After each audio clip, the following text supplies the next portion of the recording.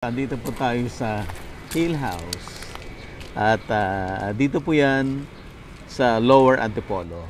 So bungad pa lang, no? Super ganda ng restaurant, ang laki.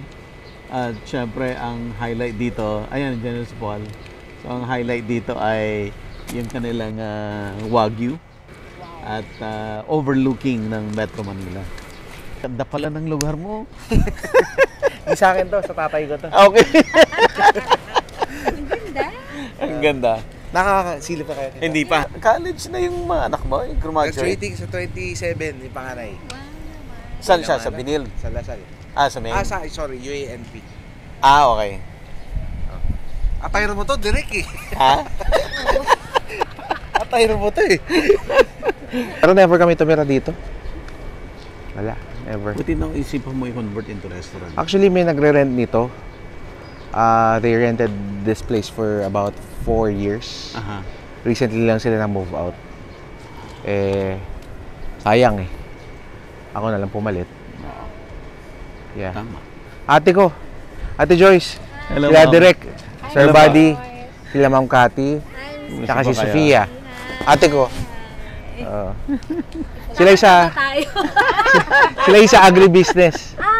How it works. I think I saw your YouTube video. Teenager ko po sila, ma'am. Right. Oo. Sila yon. So feature nila tong Maura's Place, Hill House. Oo, yeah. Ano to eh? Abandoned property. For No? more than 30 years. Yeah. Sakto yung dating niya, kakatila lang na ulan. Oh. Ganda pala.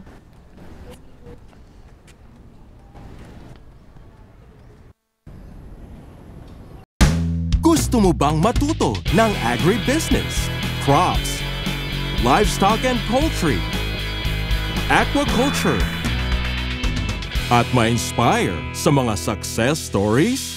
Agribusiness, how it works! As a YouTube channel, Agribusiness features entrepreneurs, farmers, organizations, OFWs, investors. However, beyond our usual content and official endorsements, Agribusiness does not engage in other business dealings with them.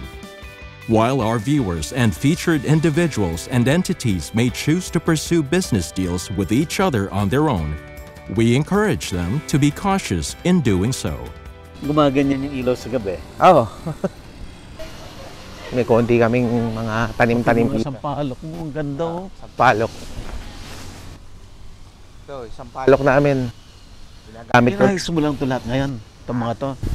Ano na? Ayos mo lahat to. Ay, di. Matagal lang naayos to. Okay.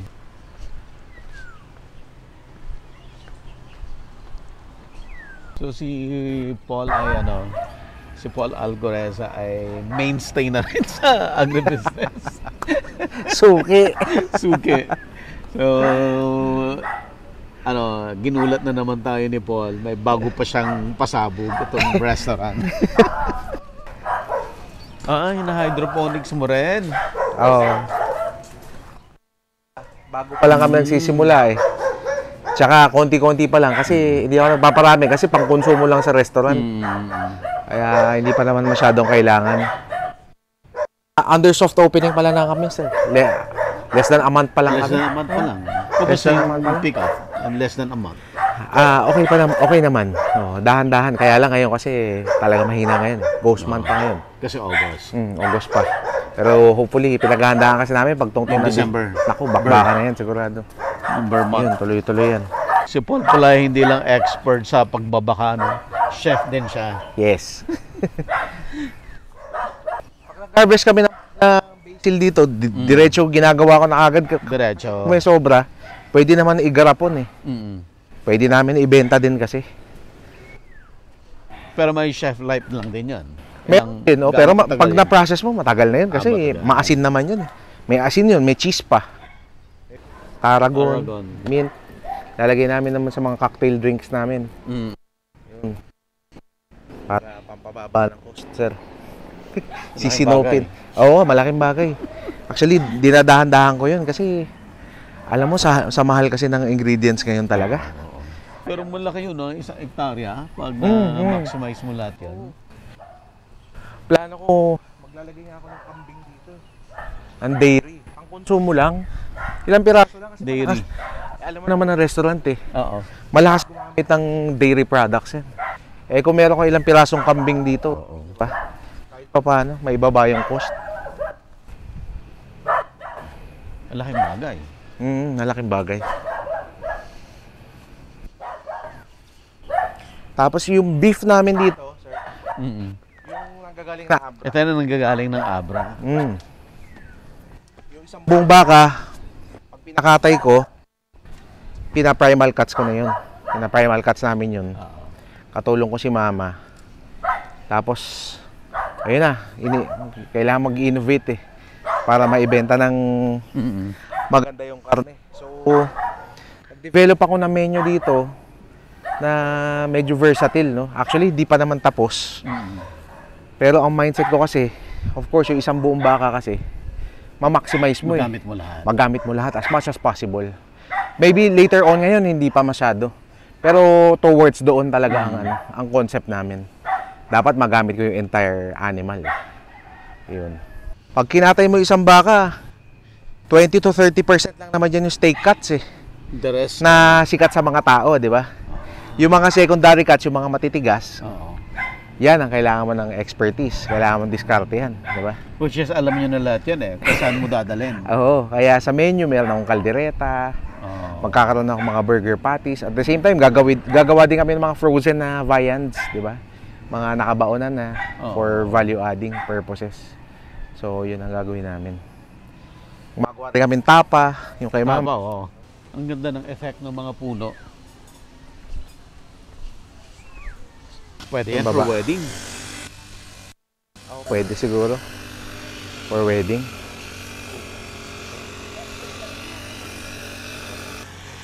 Ang ganda.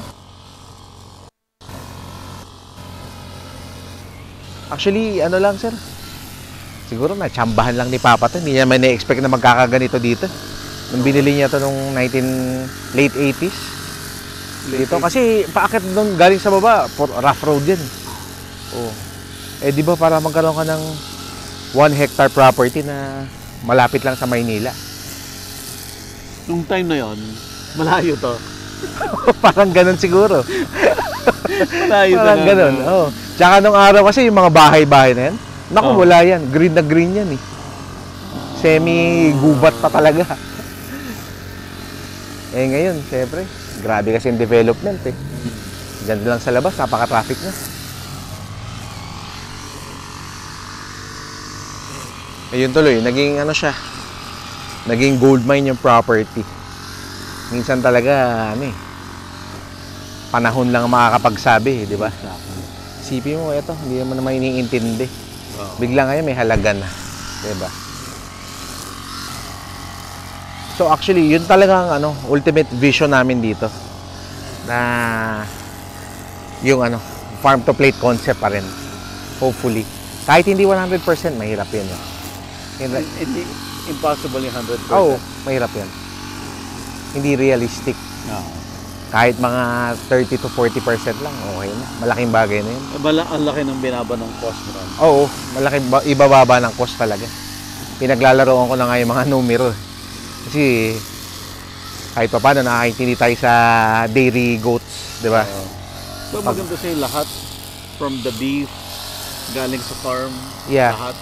Oo. Buhay pa yung baka, iniisip ko na ano gagawin sa kanya eh.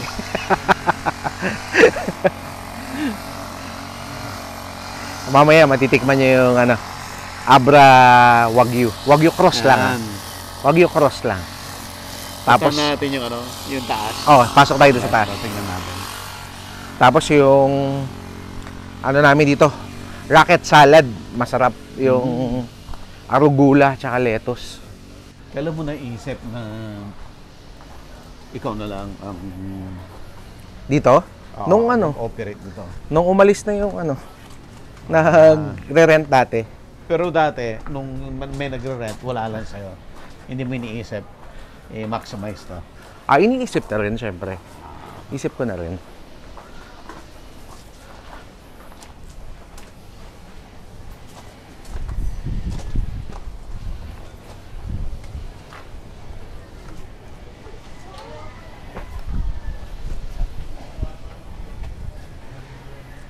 And it's crazy.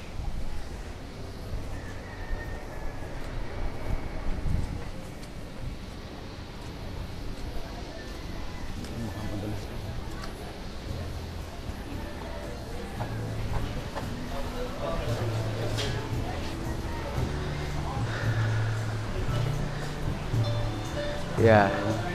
So this is the ground floor.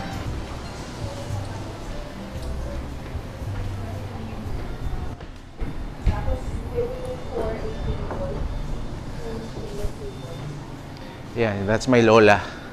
The name of the entire property is Maura's Place. Yan si Lola Maura. Oh. Lola mo sa father side? Oh, okay pa. Nanay ni Papa.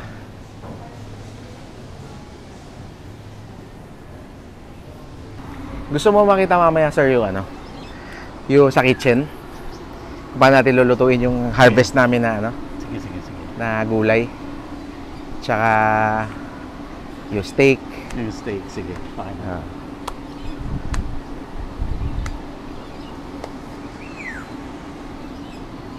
Butit marami pang kahoy sa kapitbahay, oh. Buti nga eh. Hindi pa nakakalbo eh. Sayang, walang araw eh. Mahamog eh. Maganda yung sunset dito. Para orange, no? Super ganda ng sunset dito, sir. Ganda. So wala kang binago from the old house? Wala, sir. Pinto-pintura lang kami dito. Talagang puti ito eh, ever since. Parang White house lang talaga. Mamayang gabi, makita mo maganda sa labas. Puting-puti. Tapos may mga dim lights lang. Yan ang binabayaran dyan, yung ano eh, kuliglig. Lalo mamaya-maya.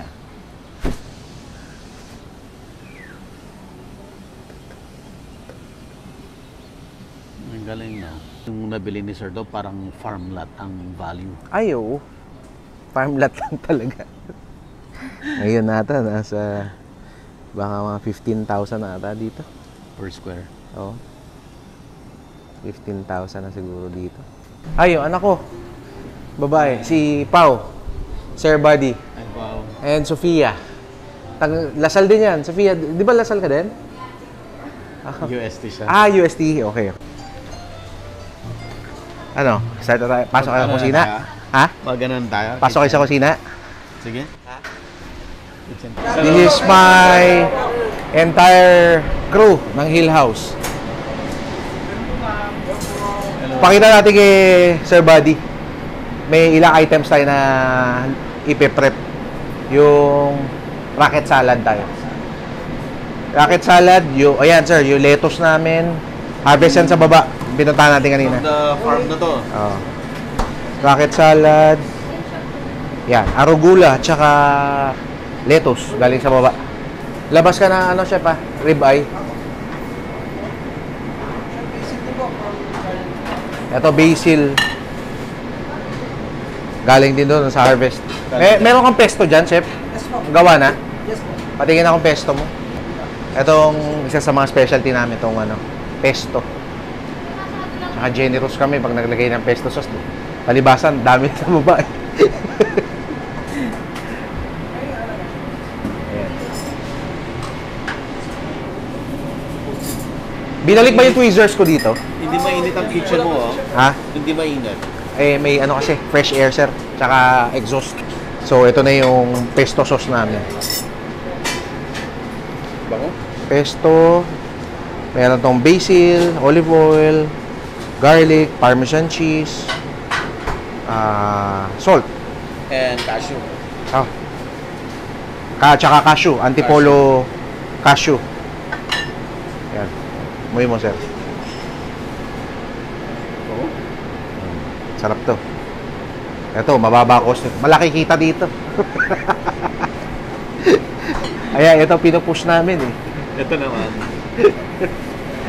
Oh. Ayan, pag galing sa baba lahat yan. Ayan. Mga pinulot lang sa baba. Tapos bebenta natin ng mga 400 pesos. Siyempre, di ba? Para malaki kita. Yun talaga ang magandang business na ang raw materials mo galing sa'yo Siyempre. Oo. para mababa yung cost. Pero yung value niya, the same doon sa Oo. labas. You just have to be innovative and creative no? Pagdating sa mga ganung bagay. Doon magkakatalo. Yeah. Kailangan makagawa ka ng masasarap na At kung kailangan magbaba ng recipes. presyo, kayang-kaya mo. oh yeah, kayang-kaya. Hindi ka yung Later on, magbebenta na rin kami ng mga salad dito na nakapack. nakapack na. Tapos may mga dressing na. Iba-iba. The dressings will also come from the garden as well. Gagawa lang kami ng iba-ibang vinaigrette based na dressings. Itong kamatis hindi pa galing sa baba to pero nagtatanim na kami. This is Ano to, dried? This is sun-dried Sun-dried? sun-dried tomatoes. No? Ito, pag na-process mo na sun-dried talaga, napakamahal nito. Oo, mahal. Napakamahal nito. Kaya nagpapatanim na ng mga cherry tomatoes, maliliit, sir. Yun ang kailangan ko para sa salad. Masarap kasi ito. Ayan, matitikman nyo yung salad mamaya. This is Chef Alan. Ito. Chef Alan. Ayan, si Chef Alan. Siya ang aming CDP dito, Chef de Partie. He worked in Australia. Oo, talaga? Yeah. Siya ang katulong ko dito talaga. Amin dalawa yung nag-develop ng menu talaga. Amin dalawa. Siya ang katulong ko talaga. Chef Rob, nasaan na yung patingin ako ng key lime pie mo? Anong kamyas pie? Yun yung sinasabi kong kamyas pie, sir. Pie. Oo. This is the kamyas pie that we made. Ooh. Ayan. Sino magsasabing kamyas yan? Oh, grabe. 400 per slice yan, sir, ha? 400 per slice yan. Wow. Oh. Chef, kuha ka ng isang slice. Si Chef Rob ang gumagawa niyan ng kamyas pie. Grabe. Kamyas, galing ng yung kamyas namin? New Zealand. Hindi, joke lang. Diyan lang sa baba. Diyan lang sa bakuran. Pero Paano yun? So kung hindi season, wala. wala. Key lime pie na muna. Dayap. Dayap naman. Dayap. Kaya gusto ko rin magtanim ng dayap. Pero kasi dali lang magagilap niyang yung kamyas. Sobrang dali. Kahit saan meron yan. Saka meron yung yung dried. Yes, Yung parang sun-dried. Hindi, pero kasi extra kang kailangan Yung namin. extra kailangan. Oo. Yan. Hindi yung pulp. Hindi yung pulp. Sino ba nag-design nito? Sa labas? Kay Jen? Nagpa-plato? Naglalagay ng So pagagandahin yan, pag na-plating na yan, lalagyan natin ng magandang plating para maging 1,000 pesos na. Pakisabi kay Jen, lagyan ng design.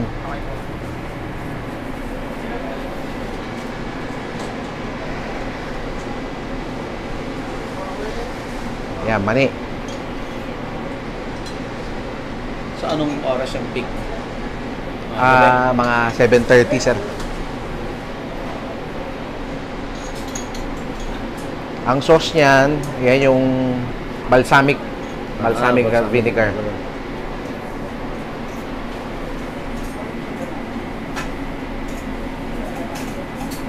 Ang tawag namin niya, rocket salad. Bakit rocket? Roca ensalata. Greek yan, sir. Oh.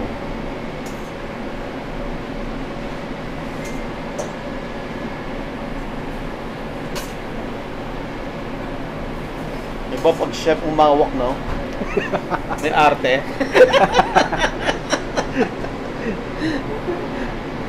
Tapos merong yan. Yan, yung sun-dried tomatoes. Tapos shaved na Parmesan cheese. Ayan. Ayan, wala tayo sa Pilipinas yan eh. Parmesan cheese. Galing ng Italy yan. Imported yan.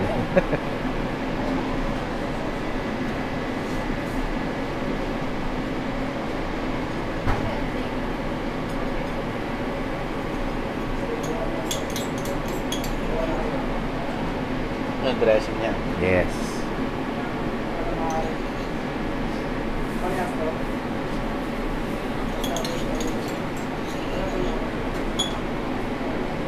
So, ang menu mo nasa healthy side, no? Not really. Not really. Hindi naman. Pero babalansin natin ng konti. Meron naman. So this is the Hill House rocket salad. Fresh from our garden. Sarap tignan. Oh, yan. Kakainin na ba natin? Mamaya na. Ito na. Sige, Ito na. tabi mo na natin to. Next. Beef. Oh, tapos gambas. Oh.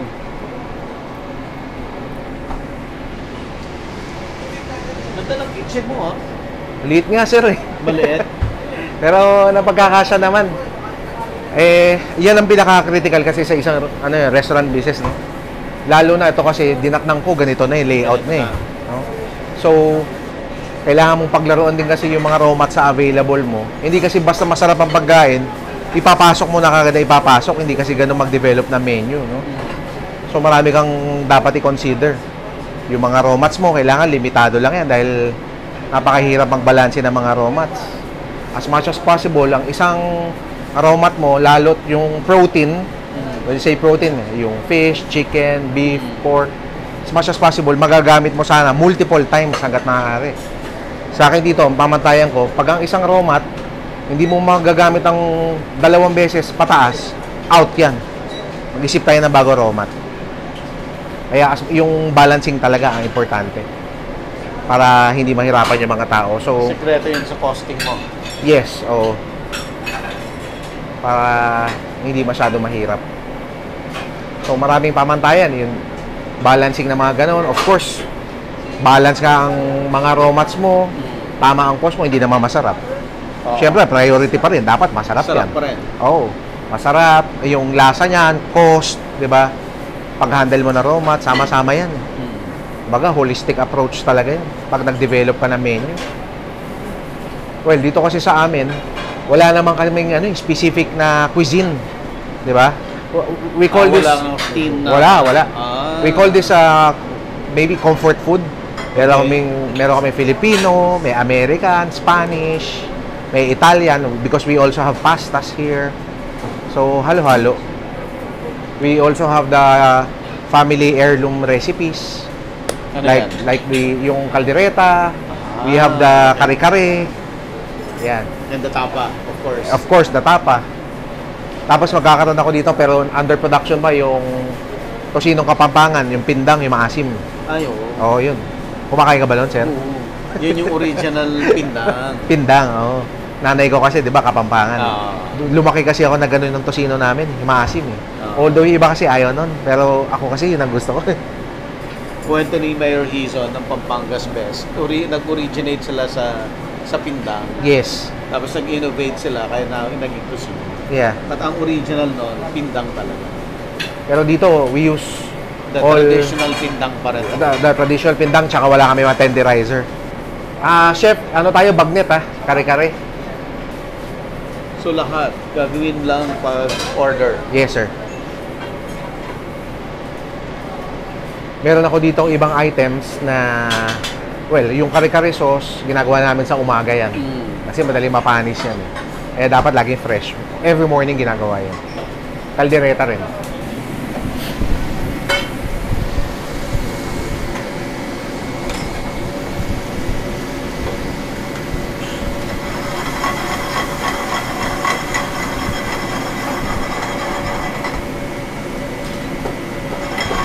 Anong recipe gagawin natin? Gambas. Gambas. Shrimp and squid gambas. May ano yan. Ano ba yung secret recipe mo dyan, chef? Huwag mo na nga sabihin.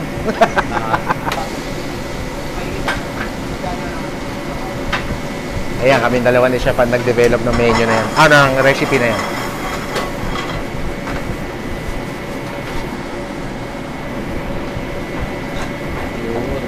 Hipon.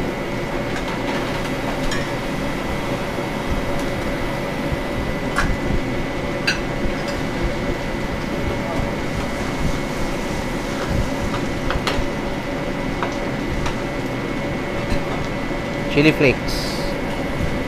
So, paano mo pinopromote to, Paul? Paano ka nagpo-promote ng resto? Ano, sir? alam mo naman, nowadays talaga, social media Social talaga. media talaga, no? Puro mga vloggers talaga. Walang iba. Hindi ka na pwede mag-flyering sa labas. Wala na, no? O pa-flyering ka sa simbahan. Hindi na uso yun. Sabi nga ni Papa, dapat nagpa-flyering kayo sa simbahan. Sabi. Sabi ko, hindi na uso yun. Magbo-boost ka na lang sa Facebook.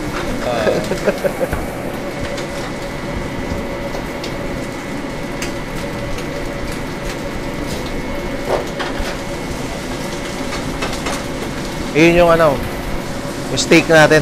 Kung Bone in. inabangan ko. Bone in na ribeye. Okay. Sige. Timpla mo, chef. Yan na yung from the farm. Yes, sir. Nakita natin yung farm sa Abra. Nakatodo na ba to? Sige. Akong sasalang, chef. Yan na. Ito. Ito yung pot niya.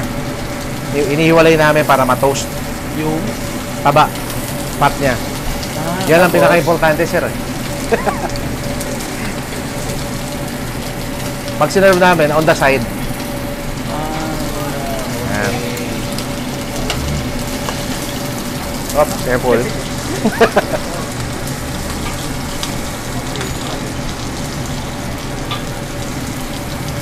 ito yung sinasabi mo na ini-age mo yung beef. Yes, sir.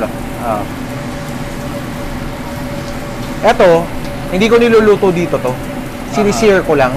Okay. Tapos makikita mo mamaya paano namin siya sineserve. Parang yun ang cooking niya doon sa serving. Yes, oo, doon na. Bale, meron akong clarified butter. Ayan, initin na Chef Rob. Chef Rob, yung clarified butter mo. Diyan mo na iinitin niya ang plato. Sige. Okay. Parang sizzling pero sa plate. Yes, oo. Special plate ba yan? Sige, Chef. Sige, Chef. Yes, sir, special plate. Mahal yan. 1.8 yung isa. Wow.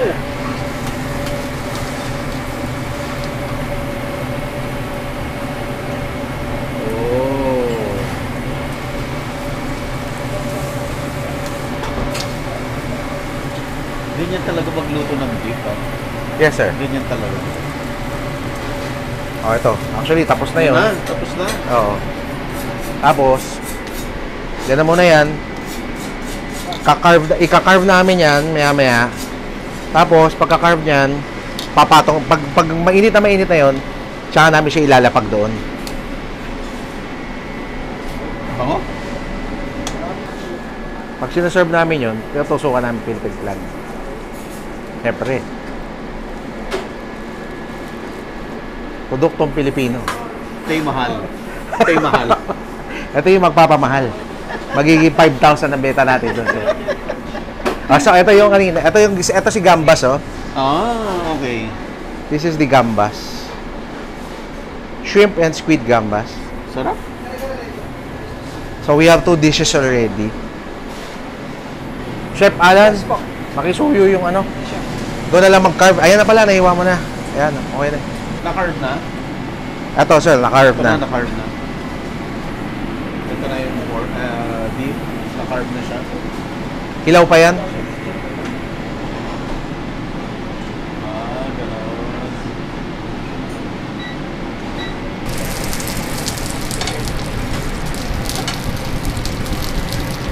Yun na yung toasted fat.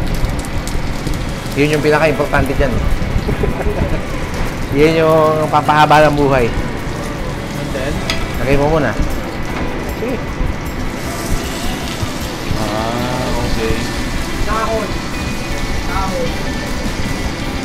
Kulang pa sa init, chef eh. Lakasan mo pang konti apoy.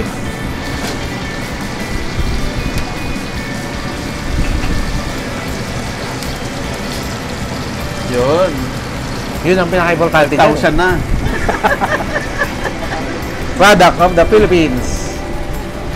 Local yan, ha? Again, this is bone-in ribeye from Abra River Ranch. Pwedeng maging local. Produktong Pilipino. Mamahalin. Abra Cross yan. Ano to? Wagyu Cross, sorry. Bobby Cross. Yeah. So tuloy-tuloy na ang production niyo ng Wagyu cross na beef. Hindi pa sir eh, konti pa lang eh. Konti pa. Oo, mga trial pa lang to.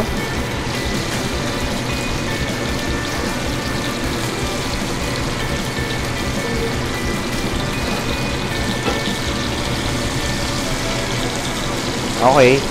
Labas mo na. Chef ha. Ready na to. Oo, ready na to. Wow. Okay. Out. Okay.